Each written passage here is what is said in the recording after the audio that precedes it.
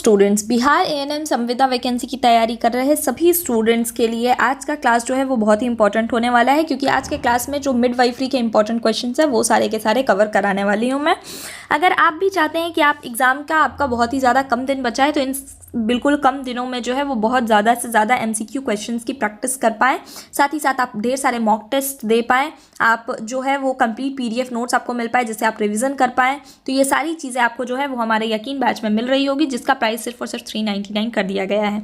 इस बैच के साथ आपको 5000 मोस्ट एक्सपेक्टेड क्वेश्चंस का पीडीएफ जो है वो भी प्रोवाइड किया जा रहा होगा। तो बिल्कुल भी देरी ना करें, जल्दी से जल्दी राठौर एजुकेशन पॉइंट ऐप को प्ले स्टोर से डाउनलोड करें और उसके बाद बेसिक रजिस्ट्रेशन करने के बाद आप हमारे यकीन बैच को ज्वाइन कर पाएंगे। आज के क्लास को शुरू करते हैं। आज के क्लास को बिल्कुल एंड तक देखिए ताकि आपका जो है वो मिडवाइफरी का सारे इंपॉर्टेंट क्वेश्चंस कवर हो पाए। पहला क्वेश्चन है, हाइपोथैलेमस से स्रावित कौन सा हार्मोन मानसिक धर्मचक्र की शुरुआत को नियंत्रित करता है? तो हाइपोथैलेमस से ऐसा कौन सा, यहाँ पे पिट्यूटरी के हार्मोन नहीं पूछा जा रहा है, हाइपोथैलेमस का हार्मोन पूछा जा रहा है। ऑप्शन क्या क्या है? एफएसएच, एलएच, जीएनआरएच या फिर प्रोलैक्टिन। तो इसका सही आंसर क्या है? जीएनआरएच। जीएनआरएच जो हार्मोन है वो हाइपोथैलेमस के द्वारा निकलता है, जो कि एफएसएच और एलएच के सिक्रीशन को रेगुलेट करता है। नेक्स्ट क्वेश्चन है, यदि जीएनआरएच यानी कि गोनाडोट्रोफिन रिलीजिंग हार्मोन, जीएनआरएच का फुल फॉर्म होता है गोनाडोट्रोफिन रिलीजिंग हार्मोन, ठीक है, तो इसका स्राव अगर प्लेसेंटाइल ना होकर लगातार हो जाए तो क्या प्रभाव पड़ेगा? तो इसका सही आंसर क्या है? ऑप्शंस क्या क्या है? एफएसएच बढ़ जाएगा, एलएच सर्ज होगा, एफएसएच एलएच दब जाएंगे या ओव्यूलेशन बढ़ जाएगा। तो अगर जीएनआरएच का स्राव जो है वो प्लेसेंटाइल ना होकर लगातार हो जाएगा तो इससे क्या प्रभाव पड़ेगा कि एफएसएच और एलएच जो है वो दब जाएंगे। नेक्स्ट क्वेश्चन है, मानसिक धर्म चक्र में एंडोमेट्रियम की मोटाई सबसे अधिक किस हार्मोन के प्रभाव से बनी रहती है? ऑप्शन क्या क्या है? एस्ट्रोजन, एफएसएच, एलएच या फिर प्रोजेस्टेरॉन। तो इसका सही आंसर क्या है? इसका सही आंसर है प्रोजेस्टेरॉन। नेक्स्ट क्वेश्चन है, यदि अंडाशय में केवल प्राइमरी फॉलिकल की विकसित हो तो ग्राफियन फॉलिकल ना बने तो मुख्य कमी किस हार्मोन की होगी? अगर अंडाशय में सिर्फ और सिर्फ प्राइमरी फॉलिकल ही सारे के सारे बढ़ रहे हो, ग्राफियन फॉलिकल ना बने, तो किस हार्मोन की जो सबसे अधिक प्रभावी कौन सी हार्मोन होगी?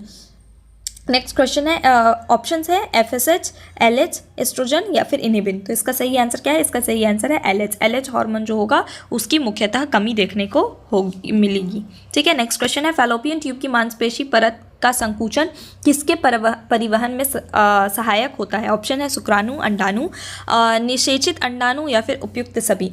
तो इसका सही आंसर है कि जो फैलोपियन ट्यूब है उसकी मांसपेशियों का जो परत होता है उसमें जो संकुचन देखने को लगातार मिलता है, उसके कारण जो होता है वो शुक्राणु यानी जो स्पर्म जब एंटर करते हैं तो वो भी मूव कर पाते हैं, यानी उनका भी परिवहन हो पाता है, अंडाणु का भी परिवहन हो पाता है और साथ ही साथ निषेचित अंडाणु का भी परिवहन हो पाता है। तो इसका सही आंसर है उपयुक्त सभी। नेक्स्ट क्वेश्चन है, ओव्यूलेशन के तुरंत बाद अंडाशय में बनने वाली संरचना का मुख्य कार्य क्या होता है? तो ओव्यूलेशन के तुरंत बाद अंडाशय में जो संरचना बनती है उसका मुख्य कार्य क्या होता है? ऑप्शन है अंडाणु बनाना, एस्ट्रोजन बढ़ाना, प्रोजेस्टेरॉन स्राव या फिर एफएसएच स्राव। तो इसका सही आंसर है कि प्रोजेस्टेरॉन हार्मोन का स्राव जो है वो हो रहा होता है। किसके द्वारा? तो कॉर्पस ल्यूटियम के द्वारा। नेक्स्ट क्वेश्चन है, यदि ल्यूटियल चरण छोटा हो जाए तो सबसे अधिक कौन सी समस्या होगी? ऑप्शन है अत्यधिक रक्तस्राव, ओव्यूलेशन ना होना, इम्प्लांटेशन फेल होना या फिर एमिनोरिया। तो इसका सही आंसर है कि इम्प्लांटेशन फेल होना। अगर ल्यूटियल फेज जो होगा वो छोटा हो जाएगा तो इम्प्लांटेशन फेल हो जाएगी। नेक्स्ट क्वेश्चन है, मानसिक धर्म के दौरान एंडोमेट्रियम के झड़ने का तत्कालिक कारण क्या है? तो मानसिक धर्म चक्र में तत्कालिक कारण क्या होता है? ऑप्शन है एस्ट्रोजन का बढ़ना, एफएसएच का बढ़ना, प्रोजेस्टेरॉन का अचानक गिरना या फिर एलएच सर्ज। तो प्रोजेस्टेरॉन का अचानक गिरने के कारण जो होता है वो मानसिक धर्म देखने को मिलता है। नेक्स्ट क्वेश्चन है, सर्वाइकल म्यूकस में स्ट्रेचेबिलिटी गुण किस हार्मोन के कारण होता है? ठीक है, तो स्ट्रेचेबिलिटी किस हार्मोन के कारण होता है? ऑप्शन है प्रोजेस्टेरॉन, एलएच, एफएसएच या एस्ट्रोजन। तो इसका सही आंसर है ईस्ट्रोजन। ईस्ट्रोजन हार्मोन के कारण जो होता है वो स्ट्रेचेबिलिटी गुण देखने को मिल रहा होता है सर्वाइकल म्यूकस का। नेक्स्ट क्वेश्चन है, यदि योनि का पीएच अल्कलाइन हो जाए तो सबसे पहले क्या बढ़ेगा? ऑप्शन है निषेचन, शुक्राणु जीवन, बैक्टीरियल संक्रमण या हार्मोन स्राव। तो इसका सही आंसर है बैक्टीरियल संक्रमण। बैक्टीरियल संक्रमण जो है वो पीएच के अल्कलाइन होने के कारण सबसे पहले बढ़ जाएगा। ठीक है, नेक्स्ट क्वेश्चन है, गर्भाशय की वह परत जो जीवन भर स्थायी रहती है और पुनः निर्माण का आधार होती है उसे हम क्या कहते हैं? ऑप्शन है फंक्शनल परत, मायोमेट्रियम, बेसल परत या फिर पेरीमेट्रियम। तो इसका सही आंसर है बेसल परत। बेसल परत जो होता है वो स्थायी रहती है जीवन भर और वह जो पुनः जो बनता है एंडोमेट्रियम उसके लिए आवश्यक होती है। नेक्स्ट क्वेश्चन है, अंडाशय से निकलने वाला कौन सा हार्मोन एफएसएच का नकारात्मक फीडबैक डालता है? तो एफएसएच पे नकारात्मक फीडबैक कौन डालता है? ऑप्शन है ईस्ट्रोजन, प्रोजेस्टेरॉन, इनिबिन या रिलैक्सिन। तो ये मैंने ऑलरेडी अगर आपको एक्सप्लेन किया हो तो इसका सही आंसर है इनिबिन। इनिबिन जो होता है वो नेगेटिव फीडबैक यानी कि नकारात्मक फीडबैक भेज रहा होता है ताकि एफएसएच का सिक्रीशन रुक सके। मानसिक धर्म चक्र में किस चरण में बेसल बॉडी टेम्परेचर बढ़ा हुआ होता है? तो शरीर का टेम्परेचर किस चरण में बढ़ता है? ऑप्शन है मानसिक चरण, फॉलिक्यूलर चरण, ओव्यूलेटरी चरण या फिर ल्यूटियल चरण। तो इसका सही आंसर है ल्यूटियल चरण। ल्यूटियल चरण में क्या होता है? बेसल बॉडी टेम्परेचर बढ़ा रहता है। नेक्स्ट क्वेश्चन है, यदि फैलोपियन ट्यूब का एम्प्यूला भाग अवरुद्ध हो जाए तो क्या होगा? ऑप्शन क्या क्या है? मानसिक धर्म रुक जाएगा, निषेचन नहीं होगा, ओव्यूलेशन नहीं होगा या हार्मोन स्राव रुक जाएगा। तो इसका सही आंसर क्या है? इसका सही आंसर है निषेचन नहीं होगा। ठीक है, अगर फैलोपियन ट्यूब का एम्प्यूला भाग अवरुद्ध हो जाए तो निषेचन नहीं होगा। नेक्स्ट क्वेश्चन है, गर्भाशय की सामान्य शारीरिक स्थिति यानी कि नॉर्मल एनाटॉमिकल पोजीशन क्या कहलाती है? ऑप्शंस है रेट्रोवर्टेड, एंटीवर्टेड या फिर रेट्रोफ्लेक्सेड या फिर इन्वर्टेड। तो इसका सही आंसर क्या है? इसका सही आंसर है एंटीवर्टेड। ठीक है, नेक्स्ट क्वेश्चन है, यदि हाइपोथैलेमस द्वारा जीएनआरएच का स्राव अनियमित यानी इरेगुलर हो जाए तो सबसे पहले किस हार्मोन की प्लेसेंटाइल रिलीज प्रभावित होगी? तो इसका सही आंसर क्या है? इसका सही आंसर है ऑप्शंस क्या क्या है? एस्ट्रोजन, एफएसएच, एलएच या प्रोजेस्टेरॉन। तो इसका सही आंसर है एलएच। ठीक है, नेक्स्ट क्वेश्चन है मानसिक धर्म चक्र के दौरान एलएच सर्ज किस तंत्र के कारण होता है? ऑप्शन है नकारात्मक फीडबैक, सकारात्मक फीडबैक, तटस्थ फीडबैक या फिर हार्मोनल है। तो इसका सही आंसर क्या है? सकारात्मक फीडबैक यानी कि पॉजिटिव फीडबैक के वजह से जो है वो एलएच सर्ज देखने को मिलता है। नेक्स्ट क्वेश्चन है, यदि ल्यूटियल चरण में प्रोजेस्टेरॉन का स्तर जो है वो पर्याप्त ना बढ़े तो किस स्थिति की संभावना अधिक होगी? ऑप्शन है ovulation, endometrial hyperplasia, implantation failure या फिर मेनिरोजिया। ठीक है, तो इसका सही आंसर क्या है? Implantation failure. इम्प्लांटेशन फेलियर देखने को मिलेगी अगर ल्यूटियल चरण में प्रोजेस्टेरॉन का स्तर पर्याप्त ना बढ़े। फैलोपियन ट्यूब की मांसपेशियों की क्रमिक संकुचन यानी कि पेरिस्टाल्सिस किस हार्मोन से बढ़ती है? ऑप्शन है प्रोजेस्टेरॉन, ईस्ट्रोजन, प्रोलैक्टिन या फिर रिलैक्सिन। तो इसका सही आंसर है ईस्ट्रोजन। ईस्ट्रोजन के कारण जो होता है वो पेरिस्टाल्सिस बढ़ती है फैलोपियन ट्यूब की। नेक्स्ट क्वेश्चन है, गर्भाशय में इम्प्लांटेशन के लिए एंडोमेट्रियम की आदर्श मोटाई किस चरण में पर्याप्त होती है? ठीक है, ऑप्शन है प्रोलिफरेटिव, ओव्यूलेटरी, सेक्रेटरी या मानसिक। तो इसका सही आंसर है सेक्रेटरी फेज में जो होता है उसका मोटापा जो होता है मोटाई वो पर्याप्त होती है ताकि इम्प्लांटेशन हो सके। नेक्स्ट क्वेश्चन है, यदि अंडाशय में इनहिबिन का स्राव बढ़ जाए तो किस हार्मोन का स्तर घटेगा? अगर इनहिबिन का स्राव बढ़ जाए तो किस हार्मोन का स्तर घटेगा? ऑप्शन है एलएच, एफएसएच, ईस्ट्रोजन या फिर प्रोजेस्टेरॉन। तो इसका सही आंसर क्या है? इसका सही आंसर है जो हार्मोन का सबसे ज़्यादा फ्लो घटेगा वो है एफएसएच। एफएसएच जो होगा वो इनहिबिन हार्मोन के कारण नेगेटिव फीडबैक जाएगा और एफएसएच का स्राव घट जाएगा।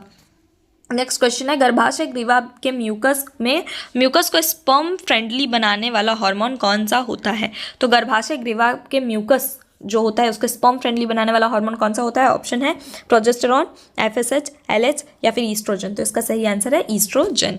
ठीक है, नेक्स्ट क्वेश्चन है, यदि फैलोपियन ट्यूब की सिल्लियाँ पूर्णतः निष्क्रिय हो जाए तो सबसे अधिक किस स्थिति पर जोखिम होगा? ऑप्शन है ओव्यूलेशन फेलियर या फिर सर्वाइकल कैंसर या फिर एक्टोपिक गर्भावस्था या फिर एंडोमेट्रियोसिस। तो इसका सही आंसर क्या है? एक्टोपिक गर्भावस्था। एक्टोपिक गर्भावस्था का मतलब ये होता है कि गर्भाशय का जो फर्टिलाइज्ड जाइगोट बना है उसका इम्प्लांटेशन जो वॉल है एंडोमेट्रियम का वहाँ ना होकर के कहीं और हो जाए तो उसे हम एक्टोपिक प्रेगनेंसी कहते हैं। तो अगर फैलोपियन ट्यूब की सिलियाँ जो है वो पूर्णतः निष्क्रिय हो जाए यानी कि वो अगर सीलिया जो है वो अच्छी तरह से मूव ना कर पाए, पेरिस्टाल्सिस ना हो पाए, तो परिवहन जो होगा अंडाणु का, शुक्राणु का, वो सब पे इफेक्ट पड़ेगा, जिसके कारण जो होगा वो कहीं और यानी कि एंडोमेट्रियम के वॉल को छोड़ करके कहीं और इम्प्लांटेशन देखने को मिलेगा, जिसे हम एक्टोपिक प्रेगनेंसी कहते हैं।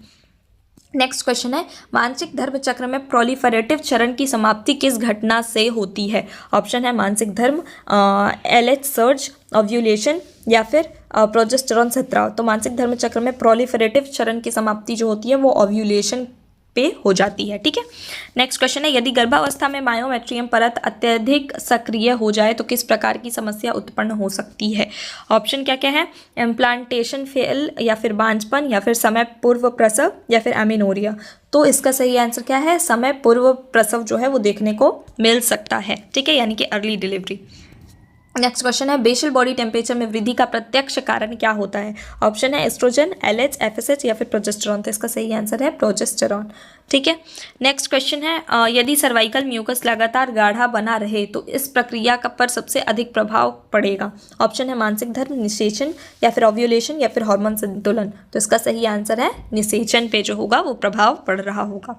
नेक्स्ट क्वेश्चन है, कॉर्पस ल्यूटियम के नष्ट होने के बाद बनने वाली संरचना को क्या कहते हैं? ऑप्शन है ग्राफियन फॉलिकल्स, कॉर्पस अल्बाइकन्स, या यॉक सैक, या फिर एंडोमेट्रियम। तो इसका सही आंसर है कॉर्पस अल्बाइकन्स। कॉर्पस ल्यूटियम के नष्ट होने के बाद कॉर्पस अल्बाइकन्स की संरचना की बन रही होती है। नेक्स्ट क्वेश्चन है, मासिक धर्म चक्र के नियंत्रण में सबसे ऊंचा नियंत्रण केंद्र कौन सा है? ऑप्शन है अंडाशय, पिट्यूटरी, हाइपोथैलेमस, या गर्भाशय। तो इसका सही आंसर क्या है? इसका सही आंसर है हाइपोथैलेमस। हाइपोथैलेमस जो होता है वो पिट्यूटरी को रेगुलेट करता है और पिट्यूटरी के हार्मोन्स जो होते हैं वो अंडाशय को रेगुलेट करते हैं। तो सबसे ऊंचा नियंत्रण केंद्र कौन होता है? हाइपोथैलेमस होता है। आज का हमारा लास्ट क्वेश्चन है कि एलएच हार्मोन का मुख्य लक्ष्य यानी प्राइमरी टारगेट क्या है? ऑप्शन क्या क्या है? गर्भाशय, फैलोपियन ट्यूब, अंडाशय, या फिर सर्विक्स। तो इसका सही आंसर क्या है? अंडाशय। एलएच हार्मोन जो है उसका सबसे मुख्य लक्ष्य क्या कौन सा होता है? अंडाशय यानी ओवरी होता है। ठीक है, तो आज का ये क्लास हमारा यहीं पूरा होता है। अगर आपको ये क्लास अच्छा लगा हो तो वीडियो को लाइक करना और चैनल को सब्सक्राइब करना बिल्कुल भी ना भूलें। आपके लिए लगातार जो है वो ऐसे ही कंटेंट और राठौर एजुकेशन पॉइंट के इसी चैनल पे लाया जा रहा है, तो चैनल को सब्सक्राइब करके रखें। और अगर आप चाहते हैं कि आप ढेर सारे और एमसीक्यू क्वेश्चंस का प्रैक्टिस कर पाएँ और अपने एग्जाम की और बेहतर तैयारी कर पाएँ तो आप राठौर एजुकेशन पॉइंट ऐप को डाउनलोड करके हमारे यकीन बैच को ज्वाइन कर सकते हैं। Thank you so much.